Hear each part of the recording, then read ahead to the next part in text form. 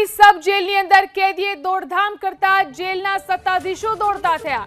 21 વર્ષીય ઝારખંડનો કાચા કામનો કેદી સંતોષ દહેરી જેલ કેમ્પસમાં આંબાના વૃક્ષ ઉપર ચડી ગયો અને ત્યાંથી બૂમો પાડવા લાગ્યો। આંબા ઉપર રહેલી કેરી પણ ખાધી, જો કે બાદમાં સબ જેલના કર્મચારીઓને નવસારી ફાયર વિભાગે કેદીને આંબાના ઝાડ પરથી નીચે ઉતાર્યો। હાલ તો માનસિક સંતુલન ગુમાવનાર કેદીને કાઉન્સેલિંગ માટે મનોચિકિત્સક પાસે સિવિલ હોસ્પિટલમાં લઈ જવામાં આવ્યો છે। કેદી સંતોષ ઉમરગામમાં મારામારી મુદ્દે જેલ કસ્ટડીમાં છે।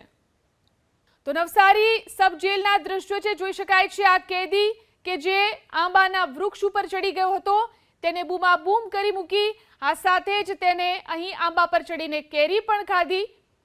તો આ કેદી કે જેને પોતાનું માનસિક સંતુલન ગુમાવી દીધું હતું તેને સિવિલ હોસ્પિટલની અંદર હવે દાખલ કરવામાં આવ્યો છે, તેનું કાઉન્સેલિંગ પણ શરૂ કરવામાં આવ્યું છે।